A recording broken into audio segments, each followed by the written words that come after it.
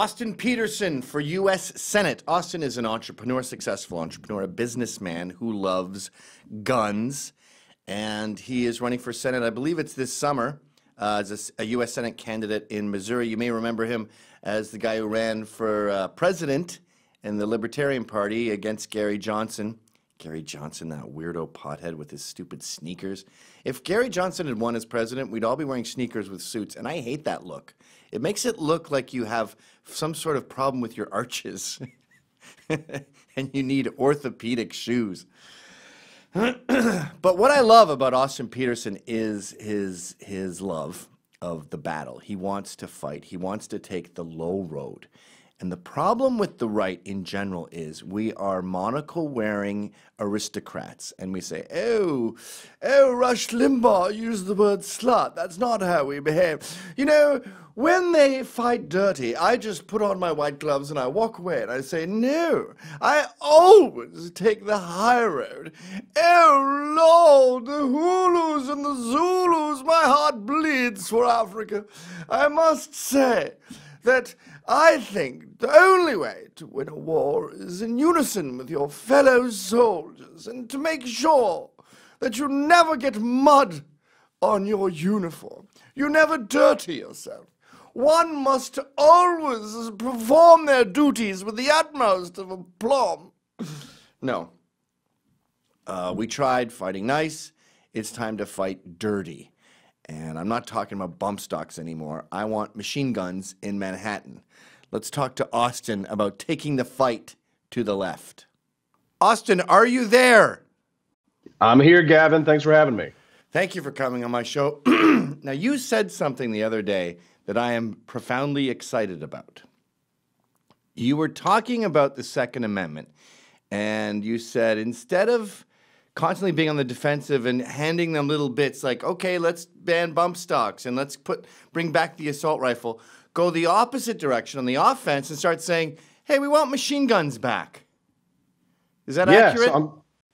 So I'm kind of tired of playing defense on the Second Amendment, right? Because, you know, I mean, I empathize with the victims of these tragedies, but I always say that there's no tragedy, no matter how great, that justifies taking away the rights of innocent people. And when the left is calling for a full repeal of the Second Amendment, and the Washington Post is saying 1 in 5 Americans want to repeal the Second Amendment, well, I think it's time to start playing offense, right? And that's why I called for a full repeal of the National Firearms Act and the Hughes Amendment. Now let's make them compromise. Let's see how willing the left is to compromise when we start pushing hard right. Now, the reason I think this is profound is it applies to more than just the Second Amendment. I think this is a huge revelation. The right, conservatives, Republicans, whatever, we have this really irritating thing. And I'm coming from the left where it was Dirty Pool Central, so I'm particularly aware of this. But the right has this sort of big picture, take the high road, we're by ideas, let's debate, let's not be petty. And it doesn't work, especially when the other side is cheating. We need to play dirty pool. Well, the left has been following the playbook of this communist by the name of Saul Alinsky, right. And they have these rules for radicals, right? And the problem is that one of their stated principles is that you have to hold your opposition to their principles and their ethically stated principles. So because we're conservatives and because we're libertarians, we have these moral principles that the left just doesn't have. So we can't hold them to their standards, right? Because, you know, if it weren't for double standards, the left would have no standards at all. Right. And so, right. So I think that we've got to go on the offense. We got to start taking the fight to the statists and to the enemies of limited government. And right now they're on the march. They're thinking there's going to be a blue wave this fall. And if we start cowing down, we start bending over backwards for them, they're not going to stop. We give them an inch, they're going to take a mile. That's what their stated plan is. They say, if you give us the bump stocks, we're going to go for the rest of your guns. So, you know, it came up because the Republican that I'm running against here in Missouri says we need to ban firearms accessories with executive orders. So they want the bump stocks now. They're going to want the 30-round mags later. So I'm not going to play that game. Well, they weren't very transparent about it in the past. But with Trump, they've been getting very transparent about a lot of things. Like they've admitted that they need illegal immigration for votes. And they've admitted several times, these are usually in op-eds, but still, they've admitted that they don't just want bump stocks or they don't just want assault rifles. They really want to repeal the Second Amendment. So let's call a spade and say, all right, well, we're fighting back to get 100% of the Second Amendment. Yeah, and here's the thing. I mean, it's not just good policy. I mean, it's good economy, because in Missouri, we have a lot of firearms manufacturers, right? So one of the things that I've been pushing for is to pass the Hearing Protection Act, which would make it so that you don't have to go and get a tax stamp in order to purchase a suppressor for your AR-15. So if we were to pass the Hearing Protection Act as on the road to repealing the National Firearms Act, at a minimum, more Missouri manufacturers could make money and be able to sell these things. And we've also got concealed carry reciprocity on the table, right? I think we need to be pushing for that. So that's really what it is. I mean, I realize it's a game of inches, but Donald Trump, art of the deal, always asks for more than you think that you can get. Yeah. And common sense gun legislation, to me, is the Hearing Protection Act and the concealed carry reciprocity nationwide. Well, I think we should take this premise and apply it to everything. Let's start reading Saul Alinsky. Let's start following his rules. Here's a crazy theory. You don't have to advocate. But I never believed that gays wanted gay marriage. I think it was just like, let's keep the fight over here so we're safe back here at home. Like with the Israeli settlements, I think it's a smart way to keep the battle sort of at the border and then Tel Aviv and Jerusalem, are safe at home. Let's ask for machine guns in Manhattan, keep that fight over there, and now we don't have to worry about bump stocks and concealed carry in sane states like Nebraska or wherever. And I don't understand why the Republicans like to placate the left, because, I mean, the problem is that, we've got so many spineless jellyfish in Congress that, they've been campaigning for 7 years on the promises to repeal Obamacare, that they were going to cut spending. And then when they get in government, they do the opposite. Right. So it's really hard to tell who the good guys are whenever we have these Republican primaries.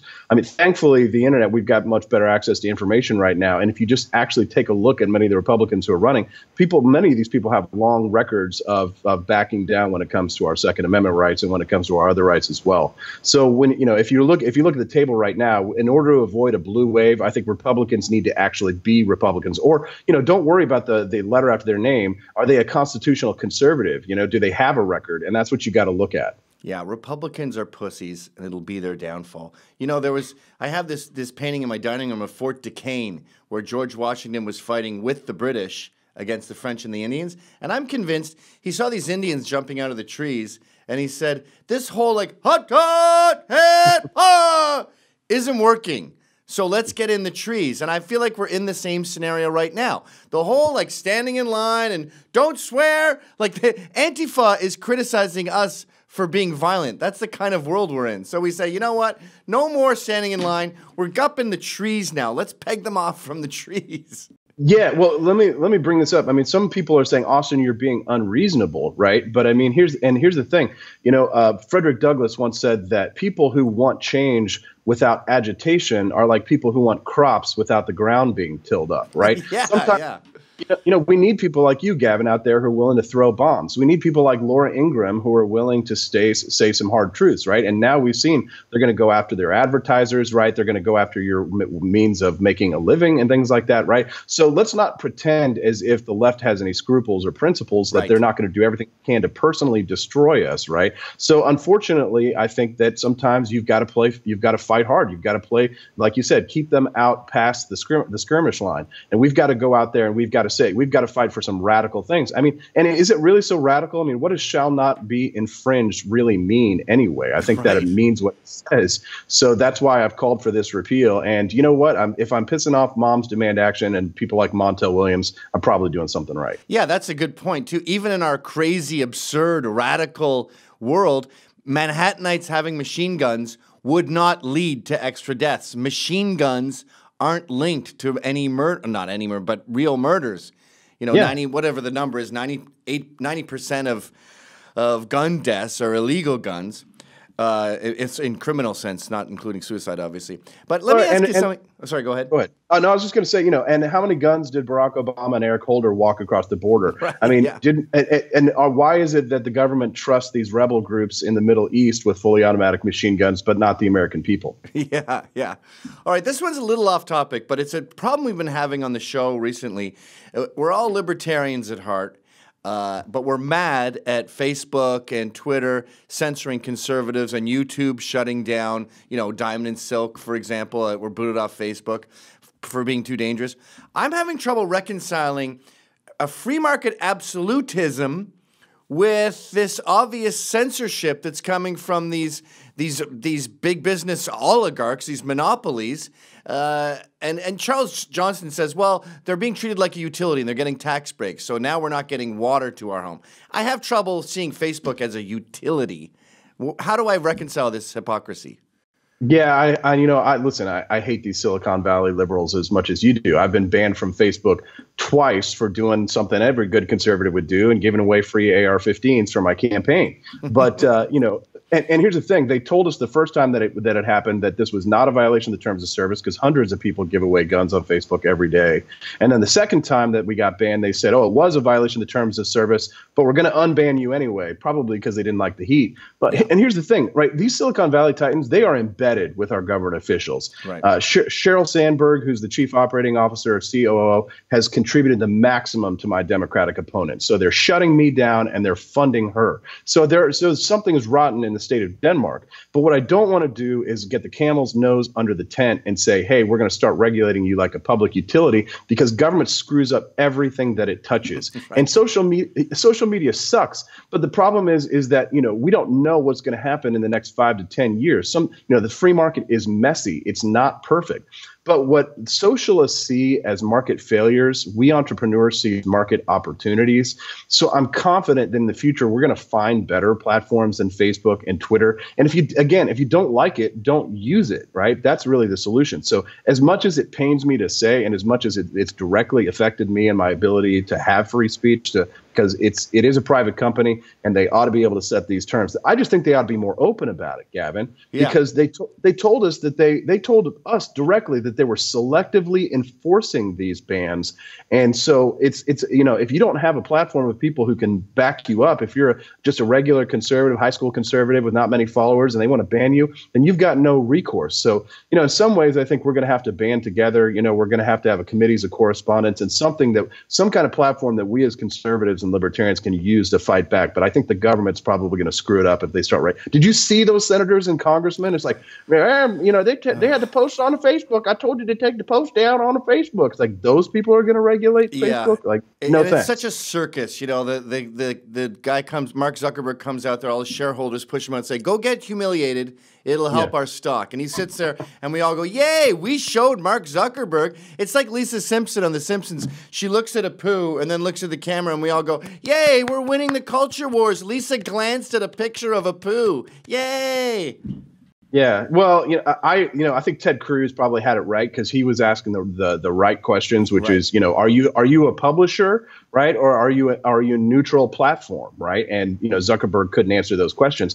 But do I think that there's a bias against conservatives? Absolutely. Every time I go to an event here in Missouri, I talk to the conservatives. I say, hey, anybody here ever been banned from Facebook or Twitter for being too conservative? And a lot of them will raise their hands, right? And, I have a lot of lefty friends and stuff like that, and they never have this problem when they post the most dramatically ridiculous things about, like, gleefully killing babies through Planned Parenthood, right? And how they, an abortion in every pot, right, for everybody. So, and of course, they find what we say radically offensive. Well, frankly, I find what the left says radically offensive. But, when it comes to government regulations, if you watch the parade of morons questioning Mark Zuckerberg, man, those are the last people, again, that I want involved in regulating. Big business can get dangerous, but nothing is worse than big government. They always do a terrible job.